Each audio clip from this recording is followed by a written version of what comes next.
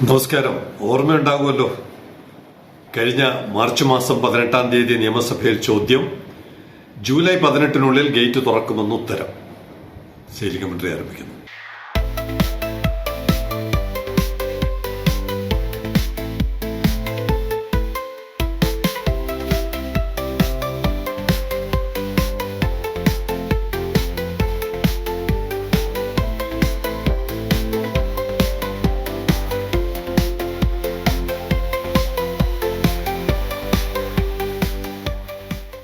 ഇതെപ്പോഴും ഓർമ്മ വരുന്ന ഒരു തീയതിയാണ് മാർച്ച് 18, ജൂലൈ 18. 4 മാസത്തിനുള്ളിൽ ഗേറ്റ് തുറക്കുമെന്ന് വകുപ്പ് മന്ത്രി അദ്ദേഹം തന്നെ എഴുതി കൊടുത്ത ചോദ്യത്തിന് അദ്ദേഹം തന്നെ മറുപടി പറഞ്ഞാണ്. ഇപ്പൊ അദ്ദേഹത്തിന് മിണ്ടാട്ടമില്ല. ഈ ജൂലൈ 18-ലെങ്കിലും ഗേറ്റ് തുറക്കുമോ എന്നുള്ളത് ഇനി കണ്ടറിയണം. ഗേറ്റിന്റെ നമുക്ക് എപ്പോഴും ഓർമ്മയുണ്ടെങ്കിലും ഇന്നത് അവതരിപ്പിക്കാൻ കാരണം വളരെ ഫ്രാൻറ്റിക് ആയിട്ട് ശൈലജ കമന്ററിയുടെ ഒരു സുഹൃത്ത് ഒരു മെസ്സേജ് അയച്ചു. A customer in Tiruppur just called and asked desperately. ആ വാക്ക് അതിനകത്ത് പ്രത്യേക അർത്ഥങ്ങളുണ്ട്. A customer in Tiruppur just called and asked desperately for any option to load around 10x40 containers. 40 അടി നീളമുള്ള 10 കണ്ടെയ്നറുകൾ കയറ്റാൻ ഫ്രം TRV to ജിബൂട്ടി. നമ്മൾ തുടർച്ചയായിട്ട് ഇപ്പൊ ജിബൂട്ടി കഥകൾ പറഞ്ഞുകൊണ്ടിരിക്കുകയാണല്ലോ. ആ ജിബൂട്ടിയിലോട്ട് 10 കണ്ടെയ്നർ അടിയന്തിരമായി കയറ്റിവിടാൻ എന്തെങ്കിലും മാർഗമുണ്ടോ? കാരണം എല്ലാ സപ്ലൈ ചെയിനും ആകെ ഡിസ്റപ്റ്റഡ് ആണ്. അപ്പോ ജിബൂട്ടിയിലെത്തിയാൽ ഇത് മിക്കവാറും തിരുപ്പൂർ എന്ന് പറയുന്നത് യൂറോപ്പിലോട്ടോ അമേരിക്കയിലോട്ടോ പോകേണ്ട വസ്ത്രങ്ങളാണല്ലോ. ഇപ്പൊ ജിബൂട്ടിയിലെത്തിയാൽ ജിബൂട്ടി വഴി റെഡ് സീ കടന്ന് സുയസ് കടന്നെങ്ങാനും പോകാം എന്നുള്ള ഉറപ്പ് അവർക്ക് കിട്ടിക്കാണും. നിങ്ങൾ ജിബൂട്ടിയിൽ എത്തിച്ചാൽ ബാക്കി ഞങ്ങൾ നോക്കിക്കൊള്ളാം എന്ന് പറയുന്ന തരത്തിൽ എന്തെങ്കിലും ഉറപ്പ് കിട്ടിയതുകൊണ്ടായിരിക്കാം അദ്ദേഹം ഇങ്ങനെ ഒരു ആവശ്യം ശൈലജ കമന്ററിയുടെ സുഹൃത്തിനോട് ചോദിച്ചത്. ഇസ് ദർ എനി ഓപ്ഷൻ, അദ്ദേഹത്തിന്റെ ചോദ്യമാണ്, is there any option if they stuff cargo in any ICD? നമ്മുടെ പ്രേക്ഷകർക്ക് വലിയ പരിചയമില്ലാത്ത വാക്കുകളാണ്. Is there any option if they stuff cargo in any ICD എന്ന് പറഞ്ഞാൽ കസ്റ്റംസുമായി ബന്ധപ്പെട്ട നിയന്ത്രണങ്ങളുള്ള ഇൻലാൻഡ് കണ്ടെയ്നർ ഡിപ്പോ. അപ്പൊ തിരുപ്പൂരിലോ കോയമ്പത്തൂരിലോ ഒക്കെ ICD ഉണ്ടാവും, കസ്റ്റംസിന്റെ മേൽനോട്ടത്തിലുള്ള ICD. അവിടെ വെച്ചത് സ്റ്റഫ് ചെയ്തു and complete customs process, complete കസ്റ്റംസിന്റെ മുഴുവൻ പ്രോസസ് അവിടെ വെച്ച് കംപ്ലീറ്റ് ചെയ്യുന്നു. Complete customs process there and then move them with customs escort also. പിന്നെ അവിടെ നിന്ന് തിരുപ്പൂരിൽ നിന്ന് അല്ലെങ്കിൽ കോയമ്പത്തൂരിൽ നിന്ന് TRVയിലോട്ട് കസ്റ്റംസിന്റെ മേൽനോട്ടത്തിൽ തന്നെ എത്തിച്ചാൽ 10 കണ്ടെയ്നർ 40 ഫീറ്റിന്റെ 10 കണ്ടെയ്നർ TRVയിൽ നിന്ന് ജിബൂട്ടിയിലോട്ട് കയറ്റിവിടാൻ പറ്റുമോ? കപ്പൽ മേഖലയിൽ നിൽക്കുന്ന സുഹൃത്താണ്, അതുകൊണ്ടാണ് അദ്ദേഹത്തിന് ആ വിളി ചെല്ലുന്നത്. ഞാൻ ചുരുണ്ടു കൂടി ഇങ്ങനെ തലകുമ്പിട്ട് നാണക്കേടാണ്. ഇവിടെ ഒരു ലോകത്തെ മഹത്തായ തുറമുഖം എന്നൊക്കെ നമ്മൾ പ്രസംഗിച്ച് നടന്നിട്ട് ഒരു കണ്ടെയ്നർ പോലും കയറ്റിവിടാൻ പറ്റാതെ 2 വർഷം കഴിയാണ്. ഞാൻ മറുപടി പറഞ്ഞു, Kochi Tuticorin are the only connecting option to TRV Djibouti.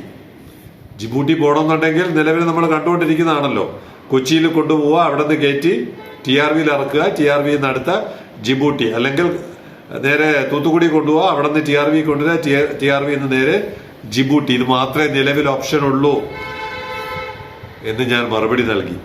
അപ്പൊ അദ്ദേഹം പറഞ്ഞു ദാറ്റ് ഓൾറെഡി പ്രപ്പോസ്ഡ്. അദ്ദേഹത്തിന് ഇത് അറിയാം, ഈ സൊല്യൂഷൻ അദ്ദേഹം ഓൾറെഡി പ്രപ്പോസ് ചെയ്തു. പക്ഷേ അദ്ദേഹത്തിന് അതിനേക്കാൾ വേഗതയിൽ നേരിട്ട് അദ്ദേഹത്തിന് അറിയാം, കൊച്ചി കൊണ്ടുവന്നാലും തൂത്തുക്കുടി കൊണ്ടുവന്നാലും എത്ര ദിവസം വൈകുമെന്ന് അവർക്കറിയാം. പ്രത്യേകിച്ച് ഇപ്പോ TRVയുടെ വേഗത പലർക്കും പിടികിട്ടിയിട്ടുണ്ട്. അപ്പൊ അദ്ദേഹത്തിന് അത് ഒഴിവാക്കി എന്തെങ്കിലും നിവൃത്തിയുണ്ടോ എന്നുള്ളതാണ് അദ്ദേഹത്തിന്റെ ചോദ്യം. നമ്മൾ എന്തിനാണ് ഇങ്ങനെ ഒരു തുറമുഖം പണിത് വെച്ച്? ജനങ്ങളുടെ പണമല്ലേ അതിനകത്ത് കിടക്കുന്നത്? 2/3 പണം ജനങ്ങളുടേതല്ലേ? ഇങ്ങനെ ഒരു പട്ടിക്ക് കൊട്ടത്തേങ്ങ കിട്ടിയതുപോലെ നമ്മൾ ഇതും വെച്ച് നോക്കിയിരുന്ന ദിവസേന വരുന്ന കപ്പലുകൾ എണ്ണിയിരുന്നിട്ട് എന്തെങ്കിലും കാര്യമുണ്ടോ? തെരഞ്ഞെടുപ്പ് വരികയില്ലേ, ചുട്ട മറുപടി നിങ്ങൾ നൽകുക. അത് മാത്രമേ ശൈലജ കമന്ററിക്ക് പറയുവാനുള്ളൂ.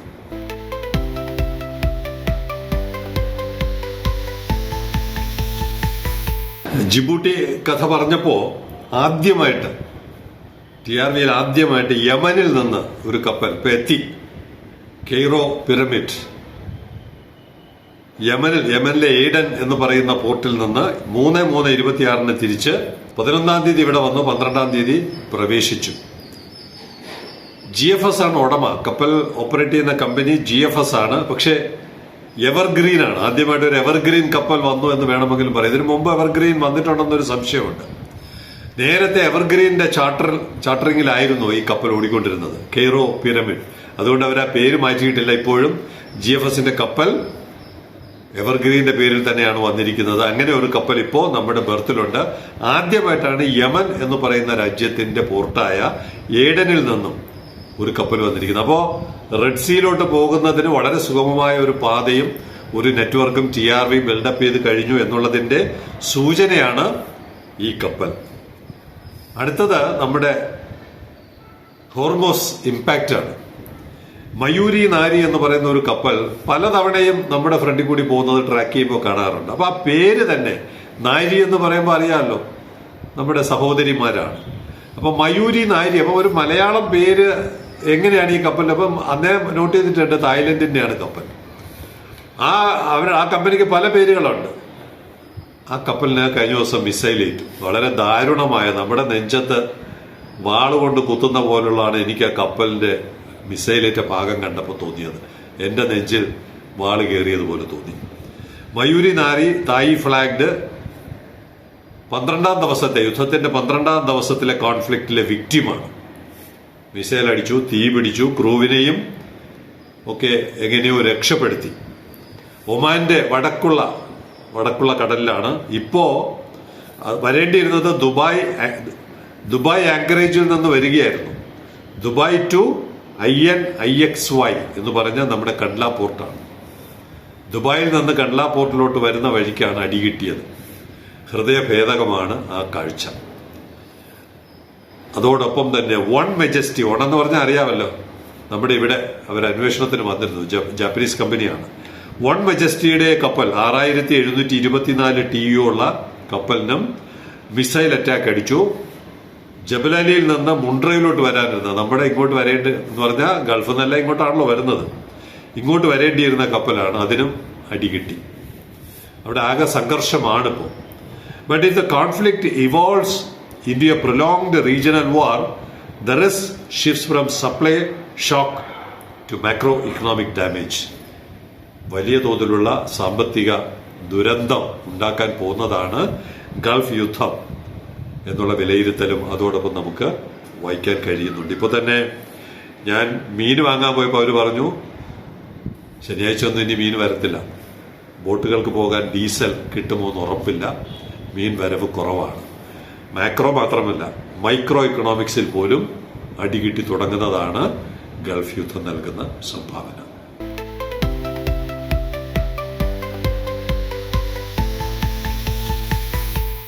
ഇത്തരം അടികൾ നേരിടണമെങ്കിൽ ഇന്ത്യ, നമ്മുടെ രാജ്യം സ്വന്തം കാലിൽ നിൽക്കണം. എല്ലാ കാര്യത്തിലും സ്വന്തം കാലിൽ നിൽക്കണം.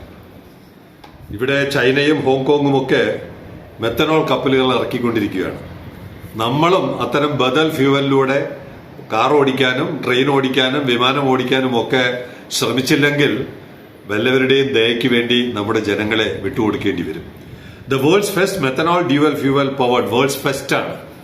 പല കാര്യത്തിലും ഫസ്റ്റ് ആണെങ്കിൽ ഇത് വേറൊരു കാര്യത്തിലാണ് first. The world's first methanol dual fuel powered roro vessel, car ഓടിച്ച് കയറ്റി കാർ പുറത്തിറക്കുന്ന കപ്പലാണ് റോറോ വെസൽ.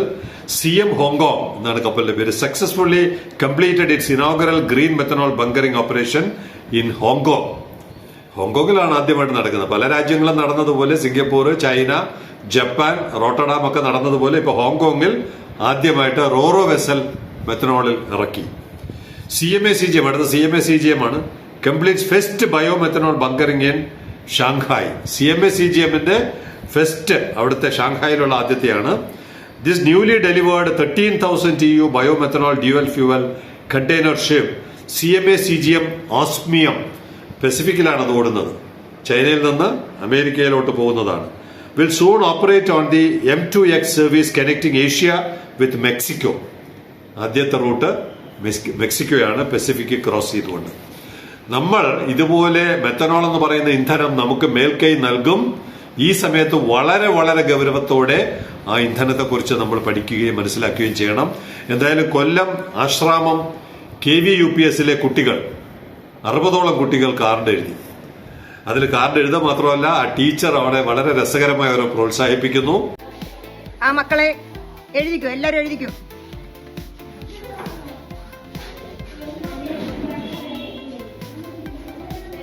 നിങ്ങളുടെ മനസ്സിൽ തോന്നുന്ന ആശയം എഴുതിക്കോ കേട്ടോ. നമ്മൾ സംസാരിക്കുന്നത് ചീഫ് മിനിസ്റ്ററോടും പ്രൈം മിനിസ്റ്ററോടുമാണ്.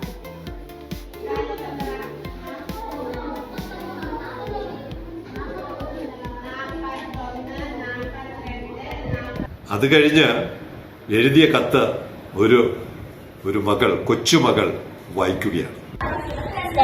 മെത്തനോൾ ലോകത്തിന്റെ പുതിയ ഇന്ധനം.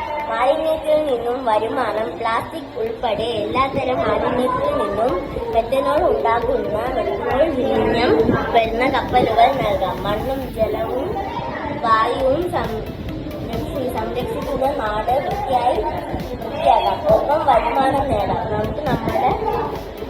നമുക്കും ലോകത്തോടൊപ്പം സഞ്ചരിക്കാം.